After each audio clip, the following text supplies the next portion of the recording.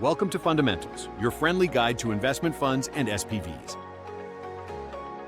Today, we have Part 3 in our many-part series walking through each term in an investment fund term sheet in detail. Previously, we discussed investment objectives. This time, we'll learn about a fund size.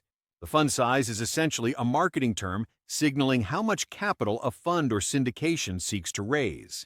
As a general rule, the fund size is just a target and is not legally binding.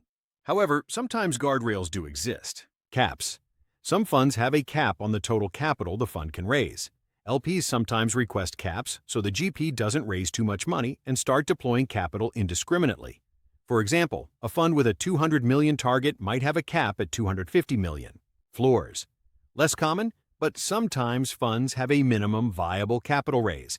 If the GP can't raise a certain amount of money, let's say $50 million out of a $150 million target, the fund can't hold an initial closing. As a side note, anchor LPs sometimes have ratcheting commitments that are tied to the fund size. For example, an LP's commitment might be the lesser of $10 million and 25% of the fund. Another thing to consider is the fund size's effect on your exemptions from securities laws. In many asset classes, private equity, private credit, and others, managers must register with the SEC as registered investment advisors once their regulatory assets under management exceed $150 million.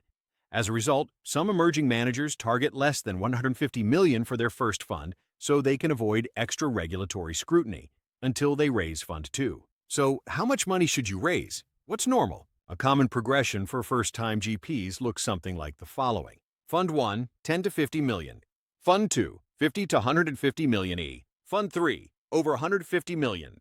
In practice, fundraising targets are all over the place, and many GPs simply raise as much money as they can. Next up in Part 4, we'll discuss minimum LP check sizes.